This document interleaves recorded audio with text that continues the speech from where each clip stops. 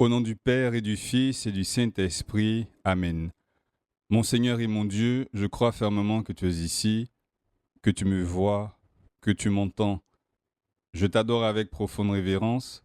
Je te demande le pardon de mes péchés et la grâce de faire avec profit ce moment de prière. Ma Mère Immaculée, Saint Joseph, mon Père et Seigneur, mon ange gardien, intercédez pour moi. Mon très cher ami, l'algorithme de Google, m'a suggéré ces derniers jours différents articles sur un même thème.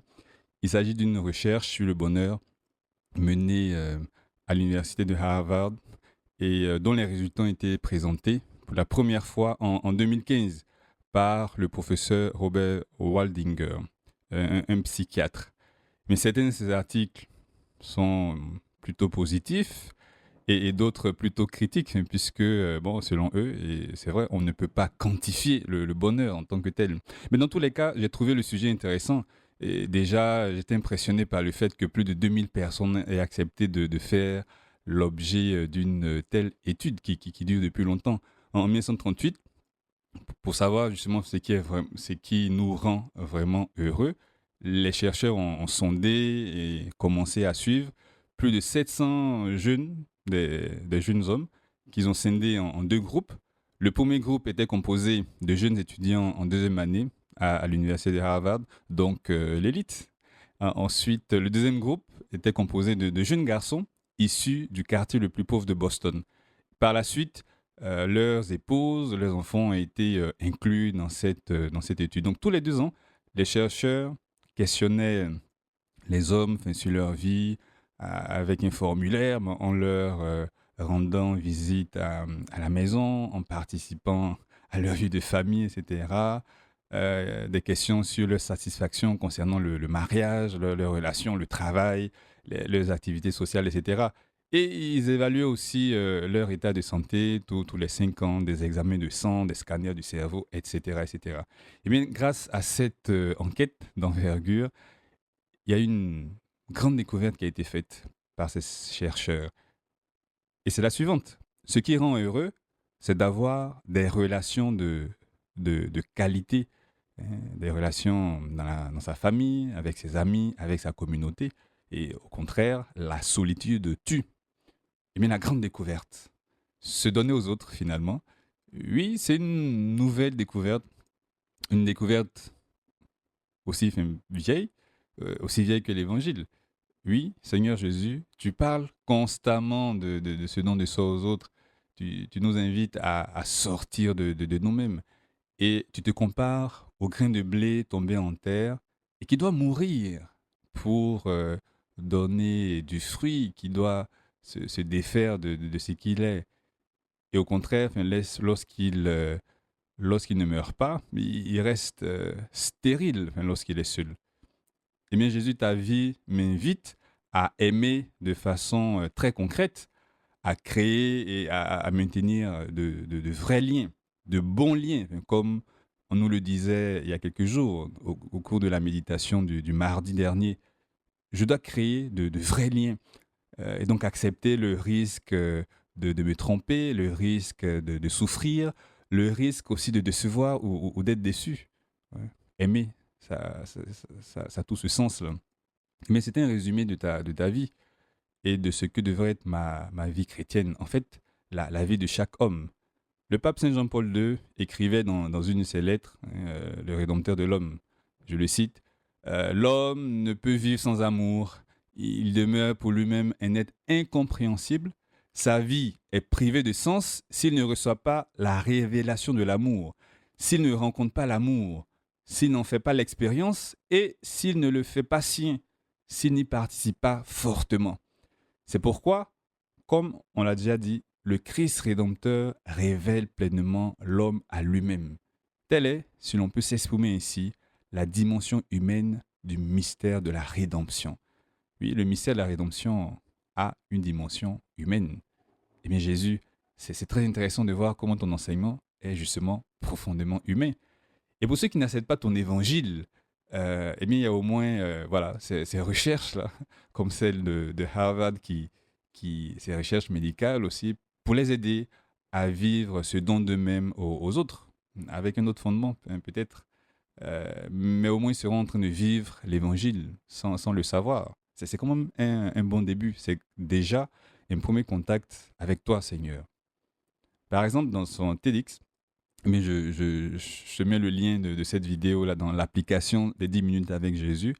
Le, le psychiatre, qui est actuellement le directeur de cette étude, euh, il invite il disait pardon, enfin, que les personnes les plus heureuses à leur retraite étaient celles qui avaient activement travaillé à faire de leurs collègues de travail de nouveaux amis. Et là, dans cette vidéo, il appelle même l'assistance à faire ce que j'appellerais simplement une sorte d'examen de conscience. Et il leur dit, et vous, hein, que veut dire finalement construire des relations solides? Les possibilités sont presque infinies. Ça peut être quelque chose aussi simple que de remplacer le temps d'écran par du temps avec les gens ou raviver une vieille relation en faisant quelque chose de nouveau ensemble, de longues promenades ou des soirées, ou appeler ce membre de votre famille avec lequel vous n'avez pas parlé depuis des années. Parce que toutes ces querelles familiales trop communes laissent une terrible empreinte sur les personnes qui s'en veulent mutuellement. Et même voici des paroles d'un psychiatre. Et comment ne pas rappeler, Seigneur, ton appel? Jésus, tu nous appelles à nous aimer les uns les autres. Tu nous appelles à être le bon samaritain qui s'arrête, qui prend de son temps, qui consacre de son argent à l'autre. Tu nous invites à pardonner toujours, à pardonner 77 fois, 7 fois. Tu nous invites à prendre notre croix chaque jour enfin, pour te suivre, à être prêt à donner notre vie pour ceux qu'on aime. Mais c'est vraiment magnifique parce que être chrétien, ça tient. Et être chrétien, oui, c'est bon pour la santé. C'est très bon pour la santé. J'ai lu récemment un livre que j'ai trouvé excellent. C'est un récit intitulé Sur les pas du cardinal Nguyen Van Thuan, publié en 2021. Là, la sœur de cet incroyable cardinal vietnamien, déclaré vénérable par l'Église, et sa sœur Elisabeth raconte la conversion d'un des anciens tortionnaires de son frère et membre de la police secrète communiste. Et cet homme qui s'est converti s'appelait Nguyen Duc. Après un long cheminement par lequel il est passé du communisme à la foi en Jésus, Monsieur Duc a demandé le baptême. Et à l'époque, il souffrait d'une grave maladie nerveuse qui avait totalement tordu tout son corps. Et quand il a été baptisé, la nuit de Pâques 2003, son corps a été miraculeusement guéri sans aucune plaie. Et bien oui, il a reçu en plus de cette purification de l'âme que donne le baptême, la purification de son corps.